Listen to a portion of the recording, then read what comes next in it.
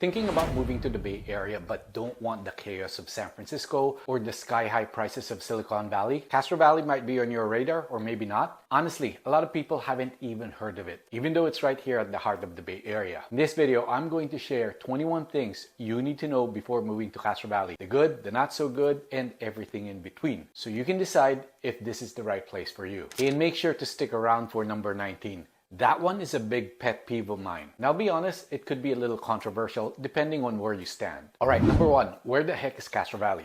First off, let's clear the confusion. It's not the Castro in San Francisco, and it's not Castroville down in Monterey County. That's the artichoke capital of the world. Castro Valley is its own place, but if you tell someone from the peninsula or San Francisco or even Silicon Valley where you live, chances are they'll look at you with a blank stare. Geographically, it's right in the center of the Bay Area in Alameda County, surrounded by San Leandro, Hayward, and the Oakland Hills. You're about 25 miles from San Francisco, 20 minutes to Oakland, and under an hour to Silicon Valley, depending on traffic. That makes Castro Valley a hidden in plain sight suburb that's incredibly well located but still overlooked. Now let's talk about traffic, because Castro Valley's central location is both a blessing and a curse. On one hand, you got quick access to the highways 238, 580, and 680, which connect you to just about anywhere in the Bay Area.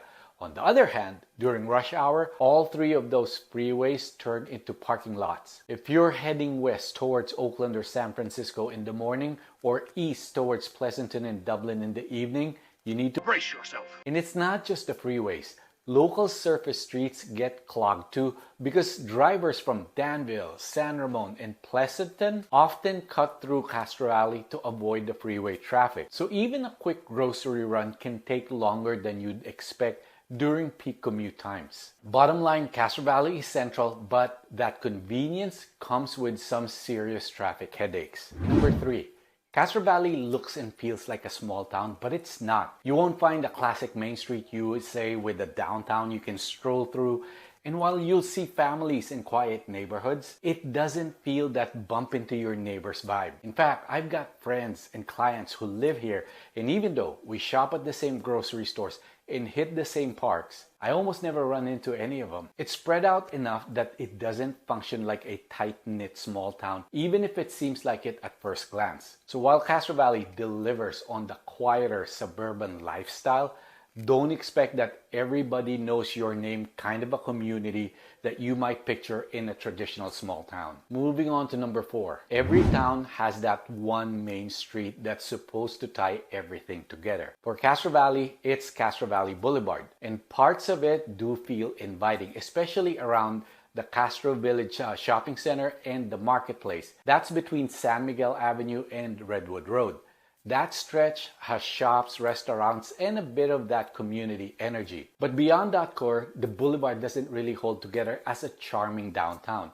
You'll find stretches that look like a little rundown, with older auto shops, empty lots, or even mobile home parks sitting right along the drag. It feels like more like a mixed match of collection of businesses, neighborhoods, rather than a polished, cohesive Main Street USA. So while there are pockets that locals enjoy, if you're expecting picture-perfect walkable downtown, Castro Valley doesn't quite deliver. And moving on to number 5, speaking of mobile homes, yes, Castro Valley has them. In fact, we've got more than a few parks scattered throughout the town. And they're not just tucked away in hidden corners either. I think all of them sit right along Castro Valley Boulevard. So you'll notice them as part of the everyday landscape. What's interesting is that mobile homes here run the full spectrum. Some parks are older and feel a little dated, while others are surprisingly well kept, almost like a small gated community. They kind of give Castro Valley a unique housing mix that you don't always see in other Bay Area suburbs. For some people, the presence of mobile home parks makes the town feel less polished compared to places like Pleasanton or Walnut Creek. But for others, it's part of Castro Valley's charm. It's a reminder this is a real community with different housing options, not just million-dollar homes everywhere you look. All right, moving on to number 6. When it comes to housing in Castro Valley, one thing you'll notice right away is that there are actually 2 different zip codes, and they really shape the market. 94546 is where most of the population lives. This is the flatter, more central part of town where you'll find a wide range of homes, from older ranch-style house to newer builds, plus a mix of condos and those mobile home parks we just talked about earlier. The median price for a single-family detached home here, year to date, is about $1,160,000. Then there's 94552, also known as, the hills or the canyons. This area has larger homes, more privacy, and in many cases, better views of the bay. Naturally, you have to pay them a lot more money. The median home price in the 94552 zip code right now sits around $1,547,500. So while Castro Valley is still more affordable than places like Pleasanton or San Ramon, it's not cheap. Where you end up depends a lot on whether you want a more suburban neighborhoods of 94546 or the quieter hillside lifestyle of 94552. In fact, there are times when Castro Valley home prices creep so high that they are comparable to homes in Danville. Moving on to number 7, one of Castro Valley's biggest perks is Lake Chabot Regional Park. It's right here in our own backyard, and it's kind of the centerpiece of outdoor life here. You've got miles of hiking and biking trails, picnic areas, fishing, and even boat rentals. On weekends, you'll see families barbecuing, people jogging around the lake, and kayakers, out on the water. And Lake Chabot isn't the only option. Living in Castro Valley means you're just minutes from other East Bay gems like Redwood Regional Park and Anthony Chabot Park. If you love being outdoors, this area delivers in a big way. So while Castro Valley doesn't have a big downtown scene, it definitely has a strong recreation scene. If you're the type who'd trade nightlife for nature, this is where the town really shines. Moving on to number 8. One of the biggest reasons families move to Castro Valley Unified School District has a solid reputation, especially compared to some nearby areas. Schools here are consistently rated above average, which makes the community a magnet for parents who want good public education without having to pay private school tuition. But here's the catch. Not every Castro Valley address is actually in the Castro Valley School District. It doesn't make sense. Some homes, even though they have a Castro Valley mailing address, can fall into the San Lorenzo or Haywood school districts. So if schools are the main reason you're considering Castro Valley, you'll definitely want to double check the district boundaries before you buy. Overall, if you land inside the CVUSD school districts, that's a major plus. But don't just assume that Castro Valley on the listing means your kids will be headed there. Okay, number 9. When it comes to shopping, Castro Valley covers your daily needs, but don't expect a big mall or endless retail options. You'll find multiple grocery stores, including 2 Safeways, a Lucky, Trader Joe's, an Asian market, and even a Mexican market. So the basics are well covered. There are also some neighborhood shopping centers and a few local specialty shops. But that's about it. If you're looking for higher-end retail or department stores, you'll probably find yourself heading over to Stone Ridge Mall in Pleasanton or into Walnut Creek for that full shopping experience. So the good news is that you won't struggle to grab groceries or essentials here. The trade-offs is that Castro Valley isn't a major retail hub. It's more about convenience than variety. Moving on to number 10. Dining in Castro Valley is, well, it gets a little tricky here. Over the years I've lived here, the options have definitely improved. We've gotten a bit more variety, but it's still not Oakland or Berkeley, where you can find fantastic hole-in-the-wall spots on just about every block. That's not to say the food here is bad. It's not. There are some solid local restaurants, but for me personally, it still feels like something's missing. And you'll see that echoed in the local social media groups where people are always asking for more variety, whether it's a certain cuisine that's hard to find or a new restaurant to spice things up. By the way, if you're thinking about moving to Castro Valley or anywhere in the Bay Area, I've got a couple of free resources that can really help you. The first one is my House Hunter Checklist. This walks you through the key things to look for when touring homes so you don't miss anything important. The second one, my First Time Homebuyer's Guide, packed with tips to save you money, avoid common mistakes, and make the whole process a lot less stressful. I'll drop the links below in the description, so make sure to grab them if you're planning a move. Moving on to number 11. What Castro Valley does have plenty of is fast food. If you want McDonald's, we have 2 of them. We've got Burger King too. The Colonel, yep, KFC's right here too. And don't even get me started on Starbucks. We've got 4 of them. For me, that's about 4 too many. So while the sit-down dining scene might feel a little limited, if you're craving something quick, greasy, and familiar, you'll never be short on options. It's almost like Castro Valley leaned hard into making sure you'll never be more than 5 minutes from a drive-thru or a latte. Okay, number 12. No one moves to Castro Valley for the nightlife. And honestly, that's part of its identity. There aren't trendy cocktail bars, late night lounges, or buzzing downtown scenes like you'd find in Oakland, San Francisco, or even Walnut Creek. What you will find are a handful of local bars, pizza joints, and chain spots that stay open late enough to grab a bite. And of course, plenty of fast food and 4 different Starbucks if you count caffeine as a nightlife. So if you're looking for a place where you can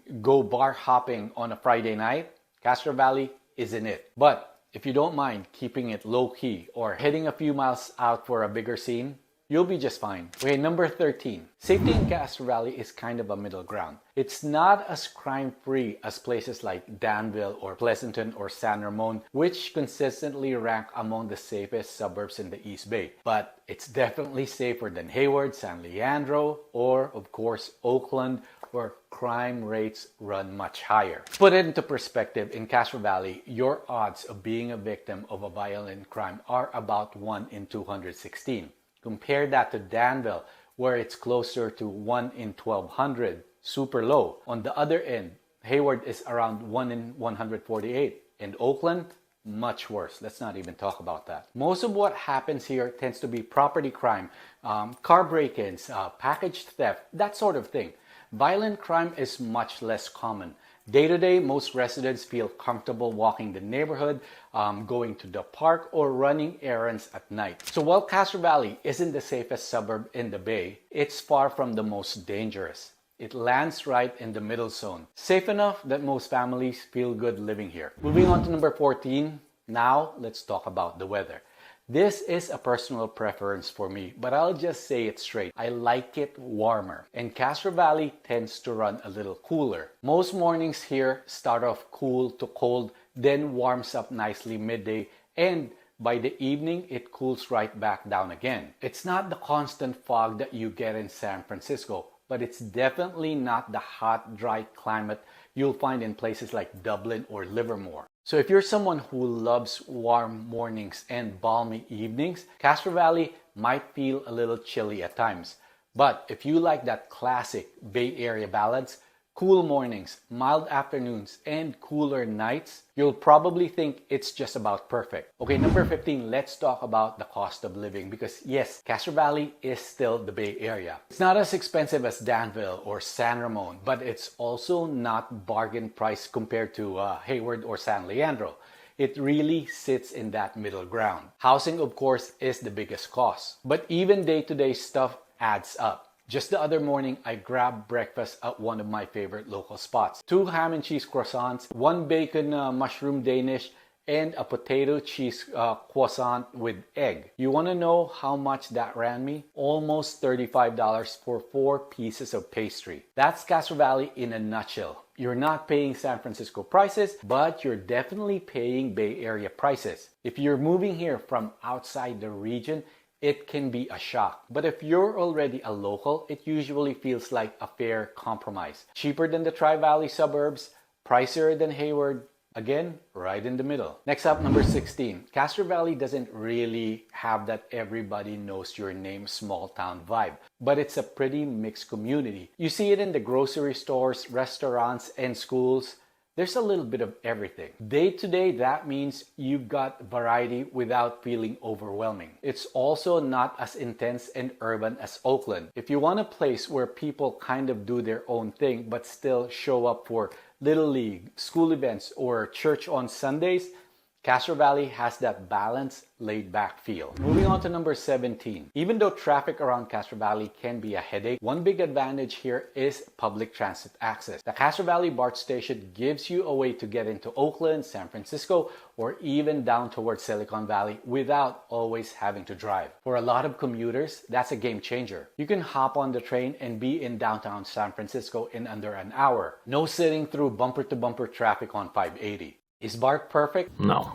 It has its issues like the rest of the system, But if you work in the city or near any BART stop, having that option is a huge plus compared to East Bay suburbs that don't have direct BART access at all. Number 18. One thing that surprises a lot of people when they move here is that Castro Valley isn't actually a city. What is it then? It's unincorporated. That means it doesn't have its own city council or mayor. Instead, it's governed by Alameda County. Now, what does that mean for you?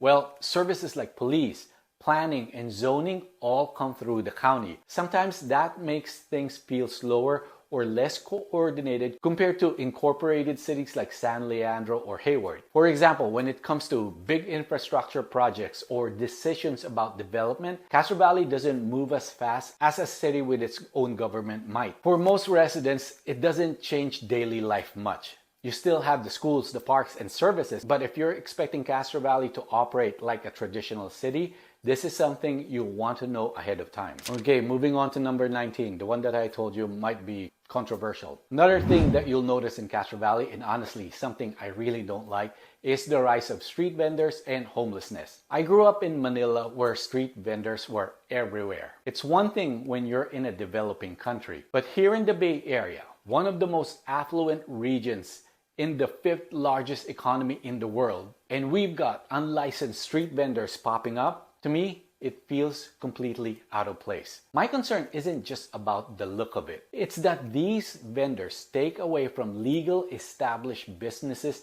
that are paying rent, taxes, and doing things the right way. And the bigger fear here is that if it keeps going, it's going to grow, and by the time it's addressed, it'll already be out of control. As for homelessness, you don't see people camped out all over town like Oakland or San Francisco. Here, it's mostly tucked away under the freeway, but it's still there and it's part of the reality of living in the Bay Area. Number 20, if you're a pet owner, especially a dog person, Castro Valley is a great place to be. Between Lake Chabot trails, neighborhood parks, and open spaces, you've got plenty of spots to walk, hike, or just let your dog run around. Castro Valley Community Park and several smaller neighborhood parks also give families and pets a lot of outdoor options without having to drive far. And while it's not officially an off-leash town, you'll definitely notice that people here love their dogs. Parks and trails are full of them on weekends. So if having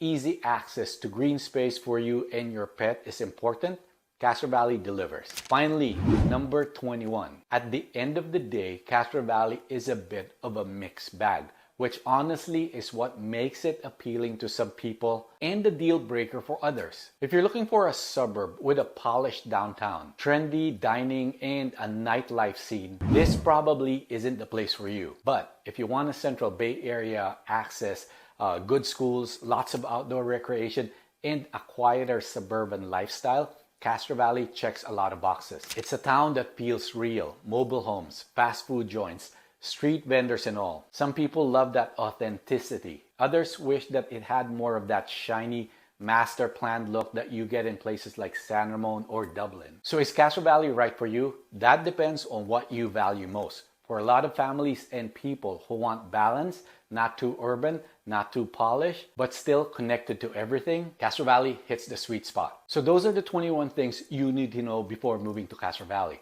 If this video helped you, don't forget to like, subscribe, and grab my free House Hunter checklist and first-time home buyers guides in the links below. And of course, if you're thinking about buying or selling here in the Bay Area, feel free to reach out. I'd love to help you make your move with confidence. Thanks for watching.